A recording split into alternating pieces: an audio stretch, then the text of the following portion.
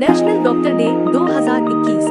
यह वर्ष एक बार फिर उन सभी डॉक्टरों और स्वास्थ्य सेवा पेशेवरों को समर्पित है जो इस कठिन समय में प्राथमिक के साथ साथ माध्यमिक देखभाल सेटअप या समर्पित कोविड देखभाल सुविधाओं में अपनी जान जोखिम में डालकर सेवा कर रहे हैं। भारत हर साल 1 जुलाई को महान चिकित्सक और पश्चिम बंगाल के दूसरे मुख्यमंत्री डॉ. विधान चंद्र रॉय की जयंती और पुण्यतिथि के सम्मान में राष्ट्रीय चिकित्सक दिवस मनाता है। यह दिन व्यक्तिगत जीवन और समुदायों में चिकित्सकों के योगदान को मान्यता देने के लिए मनाया जाता है। कोविड-19 के बीच कठिन समय ने हमें एक बार फिर दुनिया भर में डॉक्टरों और स्वास्थ्य सेवा कर्मचारियों द्वारा किए गए योगदान और बलिदान की याद दिला दी है। इस नेक पेशे के सम्मान में दुनिया भर में अलग अलग तारीखों में डॉक्टर्स डे मनाया जाता है। आइए आज इस खास मौके पे मिलते हैं क्रिटी केयर हॉस्पिटल के डॉक्टर विवेक गुप्ता से और सुनते हैं उनके जीवन के खास पल हमारे इस खास पेशकश में। नमस्कार। सबसे पहले तो आप लोगों का धन्यवाद कि आप लोग डॉक्टर्स डे के उपलक्ष्य में आप मेरे से एक इंटरव्यू लेने के लिए आए। जैसे आप सभी जानते हैं, ये इस बार डॉक्टर डे बहुत पूरे इंडिया में एक त्यौहार फेस्टिवल जैसा मनाया जा रहा है और प्रधानमंत्री श्री नरेंद्र मोदी जी इसकी पहल कर रहे हैं। आपने उनका संदेश सुना होगा, तो मैं उनको धन्यवाद देना चाहता हूँ कि आखिरकार डॉक्टर्स की जो सेवा है, उनका जो त्याग है, वो रिकग्नाइज हो रहा है इस देश में। ये बहुत अच्छी बात है। सर, आपने काफी पेशेंट ट्रीट किए हैं, काफी पेशेंट्स आपके द्वारा ठीक होकर गए हैं।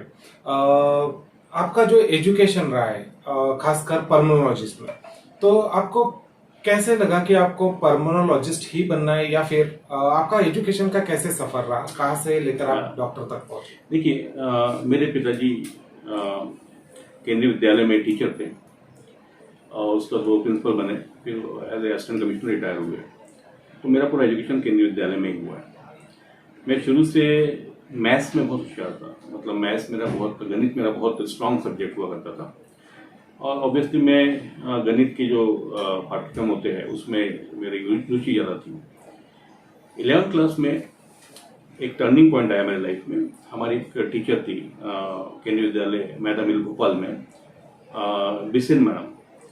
उन्होंने एक प्रोजेक्ट दिया हम सभी छात्रों को कि आप कोई भी टॉपिक के ऊपर, बायोलॉजी की टीचर थी, कोई भी टॉपिक का पेपर करके आएंगे और क्लास को एज ए टीचर पढ़ाएंगे। वो प्रोजेक्ट था। तो मुझे भी एक टॉपिक दिया गया, बैक्टीरिया के ऊपर टॉपिक था मेरा।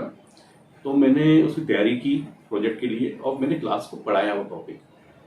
जब मैं क्लास को पढ़ाया और उसके जो मैंने पढ़ा, तो मुझे बहुत अप्रिशिएशन मिला और काफ़ी तारीफ हुई मेरी। तो वो एक मोमेंट था कि मेरा एकदम से बायोलॉजी में इंटरेस्ट डेवलप हो गया। जो पहले इंटरेस्ट मेरा मैथ्स में था, वो बायोलॉजी में शिफ्ट हो गया वो। उसके बाद से फिर मतलब कई घटनाएं ऐसी हुई कि मैंने बना लिया कि मुझे बायोलॉजी फील्ड में ही जो भी करना है, मेरे को इसी में करना है। और फॉर्चुनेटली बाय गॉड ग्रेस मेरा प्री मेडिकल एग्जाम में सिलेक्शन हो गया और मैंने गांधी मेडिकल भोपाल से मैंने MBBS किया। और मेरा एजुकेशन बहुत ये कहना चाहिए कि इतना स्मूथ नहीं रहा। MBBS करने के बाद में मेरा सिलेक्शन PG में एनेस्थीसिया में हुआ, MD एनेस्थीसिया। तो करीब 4 महीना मैंने एनेस्थीसिया किया, MD एनेस्थीसिया किया। लेकिन 4 महीने करने के बाद मुझे समझ में आया कि यार एनेस्थीसिया, मैं एनेस्थीसिया के लायक नहीं हूँ। एनेस्थीसिया मतलब बेहोशी का डॉक्टर। मुझे ऐसा लगा कि नहीं, मैं एनेस्थीसिया फील्ड के लिए मैं नहीं बनाऊँ या मैं इसमें नहीं कर पाऊँगा। तो फॉर्चुनेटली उस वक्त रिकाउंसलिंग होने वाली थी, जो वेटिंग लिस्ट वाले स्टूडेंट होते। तो मैंने इसको सरेंडर करके उसमें रिकाउंसलिंग में अपेयर हुआ मैं। फिर मुझे वहाँ पे ये diploma in chest and TB करने का मेरे को मौका मिला। फिर मैंने वो किया। उसके बाद में डिप्लोमा इन चेस्ट TB करने के बाद में मैंने DNB मेडिसिन, जिसे हम जनरल फिजिशियन बोलते हैं, कंसल्टेंट फिजिशियन बोलते हैं, उसके लिए मैंने GMC नागपुर में एडमिशन लिया मैंने। और मैंने 2 साल मैंने DNB मेडिसिन किया। और मैंने जैसे कहा कि मेरा ये जो डिसीजन थे मेरे बड़े अजीब से रहे एजुकेशन को लेके। 2 साल के बाद में मुझे समझ में आया कि नहीं, मेरा जो पूरा झुकाव है वो पल्मोनोलॉजी की तरफ है, चेस्ट मेडिसिन की तरफ है। तो 2 साल DNB मेडिसिन करने के बाद में मैंने वो छोड़ा, कोर्स छोड़ दिया मैंने, और फिर मैंने DNB चेस्ट ज्वाइन किया मैंने, पल्मोलॉजी। और भगवान की कृपा से पहली अटेम्प्ट में मुझे गोल्ड मेडल मिला, मतलब पूरे इंडिया में फर्स्ट आया मैं, तो मुझे गोल्ड मेडल मिला। और साइंस सिटी कलकत्ता में मुझे प्रेसिडेंट ऑफ इंडिया के द्वारा फेलिसिटेट किया गया था। तो ये एक एजुकेशन काफ़ी मेरा एक अप्स एंड डाउन भरा रहा, और लेकिन अल्टीमेटली जो मेरे को जिसमें मेरा इंटरेस्ट था मैंने उसको परसीव किया, और मैं समझता हूँ कि ये बहुत ज़रूरी होता है। आज मेरी सक्सेस के पीछे शायद वही कारण है कि मेरा जिसमें इंटरेस्ट था, जिसमें मेरा इंक्लिनेशन था, मैंने वही कोर्स अल्टीमेटली परसीव किया, और इसलिए शायद मैं इसमें सक्सेसफुल हुआ। सर, डॉक्टर ही बनना है और उसमें पल्मोलॉजिस्ट ही बनना है, ये प्रेरणा आपको कहाँ से मिली? ये प्रेरणा मुझसे शुरू होती है। जब मैं PG कर रहा था, पोस्ट ग्रेजुएशन कर रहा था, मुझे खुद को अस्थमा हुआ, और अनफॉर्चुनेटली 1 साल तक वो अस्थमा डायग्नोज नहीं हुआ। मुझे खांसी आती थी सिर्फ, और वो काफ़ी टेस्ट कराए गए, कई डॉक्टर को, मतलब हमारे मेडिकल कॉलेज में दिखाया मैंने, तो वो डायग्नोज नहीं हुआ। फिर अल्टीमेटली वो डायग्नोज हमारे जो प्रोफेसर थे, डॉक्टर अशोक वाजपेयी सर, हमारे सीनियर, मेरे को जिन्होंने पढ़ाया, उन्होंने डायग्नोज किया कि मुझे अस्थमा है करके, और फिर मैंने अस्थमा का ट्रीटमेंट लेना शुरू किया। तो वो जो इन्फ्लुएंस था कि मुझे ऐसा लगा कि ये जो अस्थमा या रिलेटेड जो ब्रांच है, या पल्मोलॉजी ब्रांच है, ये मुझे इसे भी करना चाहिए। और इसलिए, और फिर धीरे धीरे मुझे ऐसा लगता था कि शायद मैं पल्मोलॉजी में बेहतर कर पाऊंगा बजाय इसके कि जनरल मेडिसिन या एनेस्थीसिया। तो मैंने पल्मोलॉजी ऑप्ट किया और उसको परसीव किया। सर, जैसे कि पूरा कोरोना पेंडेमिक हमने देखा, पहली लहर देखी, दूसरी लहर देखी, इस दौर में काफ़ी पूरे देश में, काफ़ी हॉस्पिटल्स में काफ़ी झगड़े हुए। कहीं तो भी ऐसा लगता है एक पेशेंट और डॉक्टर के बीच का जो ट्रस्ट है ये खत्म होता नजर आया उस समय। तो इस पर आप क्या कहना चाहें? देखिए, मैं इस बात पे यही कहूँगा कि ये मैं आपको एक अपने साथ मेरा एक वाक्य सुनाता हूँ मैं, कि अभी हम लोग कोरोना टाइम में हमने क्या किया कि पेशेंट लोग, जो पेशेंट है, उनके लिए हमने N95 मास्क कंपलसरी कर दिया। हम लोग 2 N95 मास्क पहनते हैं, एक नहीं पहनते हम लोग 2 पहनते हैं। ये देखिए, ये मैं 2 N95 एक ऊपर एक पहनता हूँ। तो ऐसे ही हमारा पूरा स्टाफ 2 N95 मास्क पहनते हैं। और हमने क्या किया कि कोरोना कारण से हमने पेशेंट जो आ रहे हैं हमारे पास, मुझे क्योंकि मैं छाती डॉक्टर हूँ, पेशेंट खांसता है तो आसपास बैठे जो मरीज है वो इन्फेक्टेड होते हैं, हमारा स्टाफ इन्फेक्टेड होता है। तो हमने कंपलसरी कर दिया कि भाई N95 मास्क जो पेशेंट को दिखाने के लिए आएगा वो कंपलसरी कर दिया। आप बिलीव नहीं करेंगे, कई जो पेशेंट है इन्होंने इतना अपोज किया कि N95 मास्क क्यों, हम तो ये कपड़े का मास्क पहने हुए हैं। मतलब, और कुछ लोगों ने तो यहाँ पे काफ़ी मतलब उपद्रव भी किया उस बात को लेके।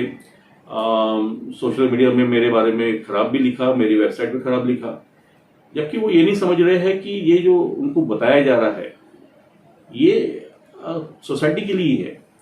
मान लीजिए कोई पेशेंट आता है खांसी वाला, और कल निकलता है वो कोरोना का पेशेंट निकलता है, और वो कपड़े के मास्क पहने हुआ आया है या बिना मास्क के आया है, वो खांसेगा तो जो बाकी जो लोग हैं, जो नॉन कोरोना पेशेंट है, वो इन्फेक्टेड होंगे, उनके साथ में जो रिलेटिव है वो इन्फेक्टेड होंगे। तो ये बेसिकली कुछ कहूँगा कि पब्लिक में अंडरस्टैंडिंग कमी है, और इसको दूर करना चाहिए। आप ही लोग के माध्यम से दूर हो सकता है, मीडिया के माध्यम से। दूसरी चीज, जैसे आपने बताया कि जो कोरोना को लेके कई हॉस्पिटल्स में झगड़े हुए, मोस्टली बिलिंग को लेकर झगड़े हुए, और पब्लिक को समझना चाहिए कि यदि कोई भी प्राइवेट हॉस्पिटल रन होता है तो गवर्नमेंट एडेड नहीं होता है। वो कोरोना के समय में कोई भी staff, nurses, resident doctor, ward boy काम करने को तैयार नहीं था। मैं आपसे पूछता हूँ कि आप काम करोगे कोरोना वार्ड में? आप काम करोगे? नहीं, हिम्मत चाहिए उसके लिए। हिम्मत के साथ उनको इंसेंटिव देने पड़ते हैं। हमने 3 टाइम सैलरी दी स्टाफ को, 3 टाइम सैलरी दी। हमने 15 दिन की ड्यूटी लगाई कि एक सेट ऑफ स्टाफ 15 दिन काम करेगा, दूसरा सेट ऑफ स्टाफ 15 दिन काम करेगा। स्टाफ इंक्रीज किया, तो उनकी सैलरी बढ़ाई, सभी ने किया, सभी जो स्टाफ थे। डिस्पोजेबल्स कॉस्ट बढ़ गई। आपको जो पेशेंट यदि जो वार्ड में काम कर रहा है, वार्ड बॉय हो या सिस्टर हो या डॉक्टर हो, सब पीपी किट पहनते हैं। एक पीपी किट आप 6 घंटे के ऊपर पहन नहीं सकते, निकाल के फेंकना पड़ता है उसको, ठीक है। बाकी सब चीज़ों के कॉस्ट बढ़ गए। तो ये जब कॉस्ट बढ़ी तो ऑब्वियसली हॉस्पिटल का बिल बढ़ा, क्योंकि कोई भी hospital, private hospital government aided नहीं है। ये जो सैलरी है, ये जो भी हॉस्पिटल रन कर रहा है उसको अपनी पॉकेट से देना है, ये डिस्पोजल कॉस्ट है उसको अपने पॉकेट से देना है। तो ऑब्वियसली उसने ये कॉस्ट को पास ऑन किया पेशेंट के ऊपर, और इसके कारण से कॉस्टिंग बढ़ा, डेफिनेटली बढ़ा। कोरोना के टाइम में जो नॉर्मल कॉस्ट है 3 to 4 टाइम कॉस्टिंग बढ़ा है। तो ऑब्वियसली पब्लिक को गुस्सा होना लाजमी है उनका। यहाँ पहले जो वार्ड मान लीजिए कीमत मान लीजिए 2,000 रुपये पर डे पड़ता था, वो सीधे 8,000 रुपये हो गया। तो ऑब्वियसली उनको गुस्सा होना लाजमी है। गवर्नमेंट ने भी अच्छा काम किया कि उन्होंने कैपिंग कर दी। गवर्नमेंट ने कैपिंग कर दी कोरोना के समय में कि जनरल वार्ड का जो पेशेंट है जो रहेगा ऑक्सीजन विद ऑक्सीजन, उनका एक 4,000 4,500 फिक्स कर दिया कि आप कहीं पे भी रहो तो ये इसके ऊपर आप बिलिंग नहीं कर सकते। प्राइवेट वार्ड का हिसाब से किया, आईसीयू का ऐसे किया। तो गवर्नमेंट ने भी काफ़ी इसमें कैपिंग की और प्रोएक्टिवली काम किया। बट ऑब्वियसली पेशेंट जो होते हैं उनके फाइनेंशियल उन पर काफ़ी बर्डन आया है। ऊपर से यदि उनका पेशेंट नहीं ठीक हो पाया है तो एक इमोशनल ट्रॉमा और भी होता है वो। तो ये सब चीज़ों ने एक के कारण से जो डॉक्टर्स है उनके प्रति उनका गुस्सा निकला है, जो गलत है। पब्लिक को सोचना चाहिए कि आपके घर में कोई कोरोना पेशेंट होता है तो आपके रिश्तेदार या आप खुद उनके पास जाना पसंद नहीं करते। आप उसको खाना भी देते हो, दूर से देते हो। और वो पेशेंट को, कोरोना पेशेंट को, यदि आपका ये नर्सिंग स्टाफ है, डॉक्टर है, वो हाथ लाए काम कर रहे हैं, पास आके काम कर रहे हैं, उनसे बातें कर रहे हैं, उनके बेडशीट साफ कर रहे हैं, उन्हें पेशाब करा रहे हैं, संडास करा रहे हैं, तो आप लोग को भी थोड़ा सा एक मानवता के तौर पे ये सब नहीं करना चाहिए। इसके अलावा आपने देखा होगा कि पूरे इंडिया में 1000 से ज़्यादा डॉक्टर्स की डेथ होगी, कोरोना वॉरियर्स, उनसे कोरोना से लड़ते हुए, कोरोना का पेशेंट का इलाज करते हुए उनकी डेथ हो गई है। तो ऐसा नहीं है कि सिर्फ कॉमन पब्लिक ने ही कोरोना की मार झेली है, डॉक्टर्स ने। ये सब सिर्फ डॉक्टर का फिगर दे रहा हूँ मैं। इसके अलावा जो नर्सिंग स्टाफ है, वार्ड बॉय है, जो बाकी जो स्टाफ है, उनका तो कोई फिगर ही नहीं है अभी कितने लोगों की डेथ हुई है। तो पब्लिक को ये सोचना चाहिए कि ये क्यों इन्होंने अपनी जान दे दी है ना। ये बेसिकली कोरोना से लड़ते हुए आप लोग सेवा करते ही इन्होंने अपनी जान दी है। मुझे नहीं लगता कि कोई डॉक्टर जो कि जैसे डॉक्टर अग्रवाल की डेथ हुई थी दिल्ली में, वो तो at the verge of retirement है। सर ने तो पूरी लाइफ अपना HOD करके गुजारी थी, है ना। लेकिन उनने कोरोना मरीज के लिए बोला कि नहीं, मेरे को जाना है, वार्ड में काम करना है, तो ही लॉस्ट हिज लाइफ। ऐसे कई डॉक्टर्स हैं। आपके माध्यम से मैं उन सभी corona warriors, doctors, nurses, ward boy जिन्होंने कोरोना के मरीजों की सेवा करते हुए अपनी जान दी है, उनको मैं श्रद्धांजलि देना चाहूँगा। और मैं चाहता हूँ कि ये जो पब्लिक के और डॉक्टर के बीच में एक रिफ्ट पैदा हुआ है बिकॉज ऑफ कोरोना एंड उसके इश्यूज को लेके, ये रिजॉल्व होना चाहिए। सर, ये तो थी कोरोना काल की बातें, लेकिन आपने अनगिनत केसेस ट्रीट किए, अनगिनत लोगों को आपने ठीक किया है। ऐसा कोई वाकया जहां पर आपको काफी प्राउड फील हुआ हो कि ये पेशेंट जो नहीं बच सकता था और मैंने उसकी जान बचाई? ऐसे तो बहुत सारे केसेस आते हैं। जो ये जो मेडिकल प्रोफेशन है ना, ये बाकी प्रोफेशन से इसलिए अलग है कि यहाँ पे आपको काम करने की खुशी मिलती है। पेशेंट पैसा दे या ना दे, लेकिन जो खुशी वो देता है, आपको जो खुशी देता है, आपको एक फीलिंग ऑफ अचीवमेंट आता है कि आपने कुछ अचीव किया है। जैसे आप बागवानी में पौधा लगाते हो, है ना, वो पौधे में जब फूल आता है, पहला फूल आता है या फिर उसको फल आता है, तो आपको कैसी खुशी होती है, बिकॉज आपने क्रिएट किया उसको, आपने पौधा लगाया, उससे फिर फल आया। तो वो जो खुशी होती है, ये सेम खुशी होती है डॉक्टर्स को होती है जब उसका पेशेंट ठीक होता है। ऐसे कई पेशेंट आते हैं, और चूँकि हमारा टर्शरी सेंटर है तो नॉर्मली जो पेशेंट आते हैं वो जो दूसरी जगह ठीक नहीं हो पा रहे वो हमारे पास आते हैं, और उसके बाद में यदि वो ठीक होते हैं तो बहुत हमको खुशी होती है। अभी कोरोना के दौर में एक ये पिछले हफ्ते का एक मेरे को वाकया याद आ रहा है। एक पेशेंट हमारे पास आए थे, गढ़चिरौली से आए थे, और कोरोना में वो करीब 45 दिन कहीं पे एडमिट थे किसी हॉस्पिटल में। और उसके बाद फिर हमारे पास आए थे वो। तो कोरोना तो ठीक हो गया था, बट वो कोरोना के कॉम्प्लिकेशन उनको बहुत थे। उनको फाइब्रोसिस वगैरह, लंग फाइब्रोसिस हो गया था। और एक बीमारी होती है जिसको हम कहते हैं मेडिस्टिनल एम्फाइसीमा, मतलब उनके लंग अंदर से फट गए थे और जो हवा थी वो मेडिस्टिनल में पूरी चली गई थी। और वो जो हवा जाती है वो दूषित हवा होती है, तो उस कारण से मेडिस्टिनल में इन्फेक्शन हो गया था। मेडिस्टिनल मतलब वो जगह जहाँ हमारी बड़ी नसें होती है, हमारा दिल होता है, वो जगह पे इन्फेक्शन हो गया था। उसे हम कहते हैं मीडियास्टिनाइटिस। ये काफ़ी सीरियस कंडीशन होती है और इसका ट्रीटमेंट काफ़ी डिफिकल्ट होता है। और खासकर वो पेशेंट जो कि पोस्ट कोरोना है, लंग फाइब्रोसिस है और फिर उसको मीडियास्टिनाइटिस हो गया है, तो ये पेशेंट हमारे पास में करीब 12-15 दिन रहे, एडमिट रहे और हमने काफ़ी मेहनत की उनको लेके। बुजुर्ग थे, करीब 65-70 साल की उम्र थी उनकी, और वो अच्छे होके गए। और जब वो अच्छे होके गए, क्योंकि उन्होंने पूरी उम्मीद खो दी थी, मतलब वो भी जानते थे, काफ़ी एजुकेटेड थे, तो जानते थे कि इसका मीडियास्टिनाइटिस का क्या भविष्य होता है, कितने लोग बच पाते हैं, उनको पता था इस बारे में।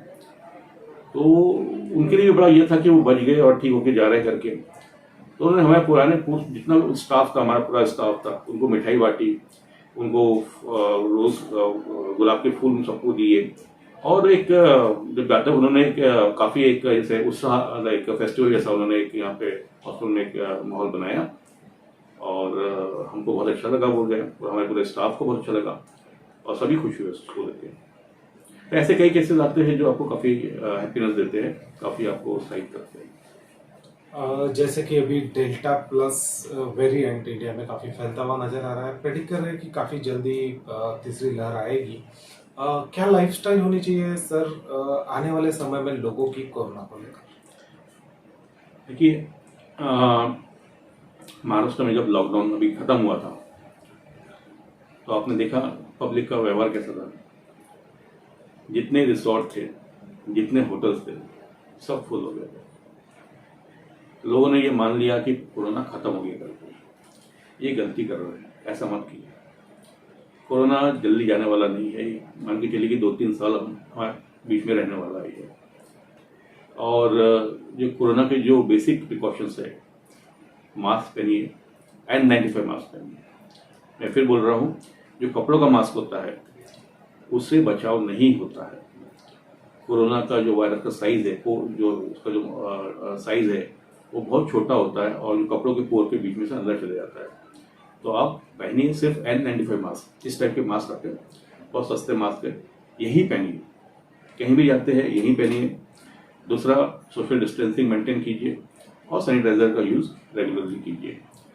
और सबसे इम्पोर्टेंट चीज़, यदि कोरोना से हमको बचना है या कोई चीज़, कोई दवा या कोई विज्ञान हमें बचा सकता है कोरोना से, तो वो सिर्फ वैक्सीनेशन है। आज भी कोरोना की कोई फुल प्रूफ दवाई अभी मार्केट में नहीं है। जो भी दवाइयाँ है वो आसपास काम करती है इसके, लेकिन एक फुल प्रूफ दवा की इससे कोरोना खत्म ही हो जाएगा, अभी तक ये इसकी इजाद, इसका डिस्कवरी नहीं हुई इसकी। तो वैक्सीनेशन एक ऐसी चीज़ है जो हमारी बॉडी की इम्यूनिटी को बढ़ाएंगी कोरोना के खिलाफ, और एक वैक्सीनेशन ही रास्ता है जिससे कि कोरोना को हम हरा सकते हैं। तो जितने जल्दी हो सके अपने अपने परिवार को वैक्सीनेट कराइए। वही एक माध्यम है जिससे कि हम कोरोना को, उसके म्यूटेंट को, जैसे डेल्टा प्लस आ गया, इस टाइप की अपना स्वरूप बदलता जाएगा, अपना रूप चेंज करता जाएगा, नए नए वेरिएंट में आएगा। लेकिन वैक्सीनेशन अभी तक जितना पाया गया है कि सारे जितने वेरिएंट आए सब में इफेक्टिव है। तो वैक्सीनेशन ही एक उपाय है जिससे कि हम कोरोना से लड़ सकते हैं। और अंत में मैं मेरे जितने मेडिकल साथी है, मेडिकल में डॉक्टर्स, नर्सेज, वार्ड बॉय, आया भाई, इन सभी को मैं डॉक्टर्स डे की बहुत बहुत शुभकामनाएं देना चाहता हूँ। नमस्कार।